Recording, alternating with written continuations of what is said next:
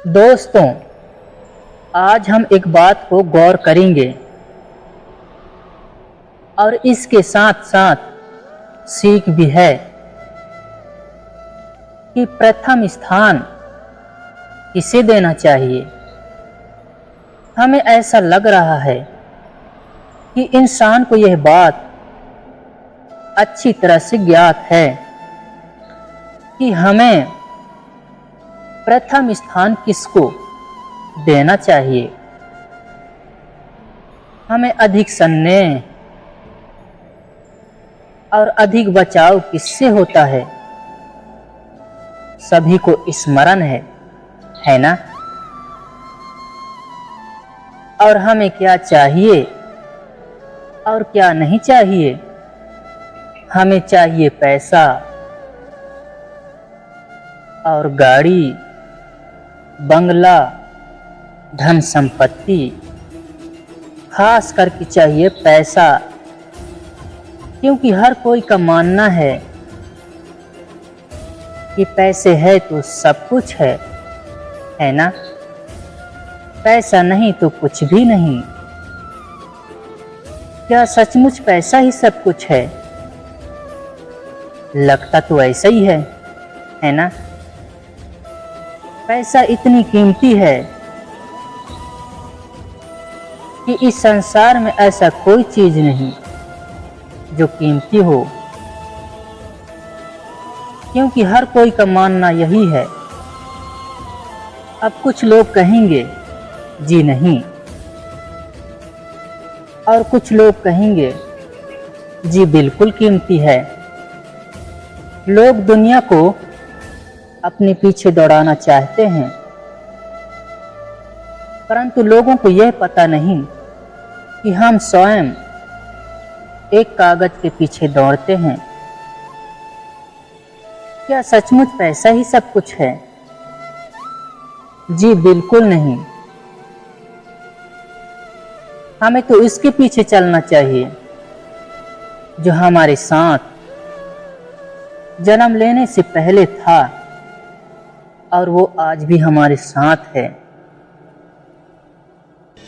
क्योंकि वो हमसे प्रसन्न है तो हमारे पास सब कुछ है। यदि वो प्रसन्न नहीं तो हमारे पास होते हुए भी हमारे पास कुछ भी नहीं रहेगा। इसलिए उसका स्मरण करना अति आवश्यक है और उसी की आदर करनी चाहिए। वो जीवन देने वाला है, उद्धार देने वाला है, वो शांति देने वाला है। वो है प्रभु यीशु मसीह। यदि उसका स्मरण हमारे जीवन में नहीं है तो स्मरण रहे, पछताना पड़ेगा। पैसा हो या ना हो, धन संपत्ति हो या ना हो, परंतु हमारे जीवन में ईश्वर को होना अधिक आवश्यक है, क्योंकि ईश्वर बिना यह पैसा और ये बंगला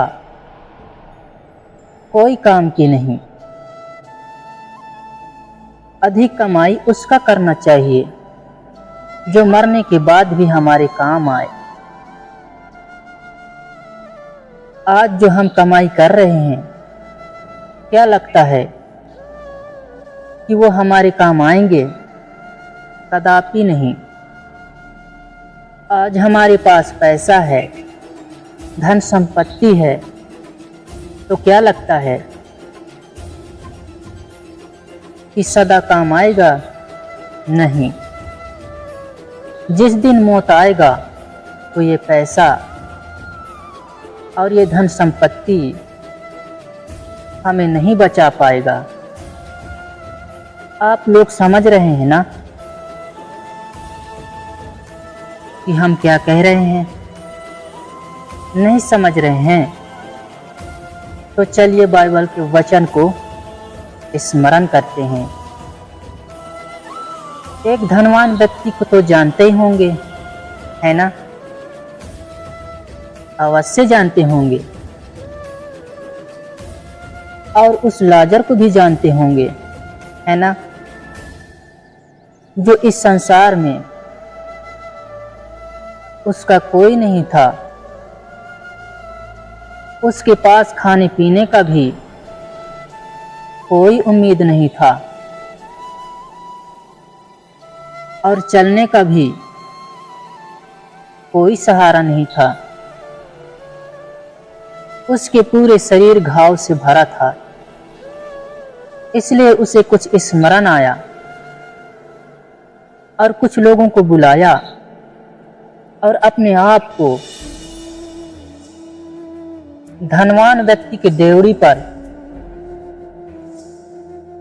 रखवा लिया ताकि वो मुझे भिखारी समझकर कुछ खाने को दे सके। यह आशा से वो वहां पर बैठा रहा, परंतु वो धनवान व्यक्ति उस डेवड़ी से बाहर निकला और अंदर भी गया, परंतु उस लाजर पर कोई दया नहीं किया। ऐसे में उस लाजर का मृत्यु हो गया और कुछ दिन के पश्चात धनवान व्यक्ति का भी मृत्यु हो गया। तो मृत्यु होने के बाद धनवान व्यक्ति कहाँ पहुंचा? वो नरक पहुंचा। और नरक से क्या देखता है कि लाजर जो पीड़ा में थे वो अब्राहम की गोद में सुख शांति से बैठा है और सुख शांति पा रहा है। तो उसी समय पुकार कर कहा, अब्राहम पिता, उस लाजर को पानी रख कर मेरे पास भेज दे, क्योंकि मैं उसे जानता हूँ। यही व्यक्ति है जो मेरे पास आया करता था और मुझसे भोजन मांगा करता था और मैं उसे दिया करता था। इसलिए उस लाजर को मेरे पास भेज दे ताकि वो आकर मेरे जीभ में पानी डाले और मुझे शांति मिले। अब्राहम ने उत्तर दिया, ये असंभव है, अब कोई शांति नहीं मिल सकता तुमको, वो पृथ्वी पर मिल चुका है। तो इसलिए दोस्तों, हमें प्रथम स्थान उसे देना चाहिए हमारे जीवन में, और कुछ हो या न हो, परंतु ईश्वर को होना सबसे अधिक आवश्यक है। और हमारे मन में प्रेम होना चाहिए और करुणा होना चाहिए, और बस इसी को फॉलो करते रहिए।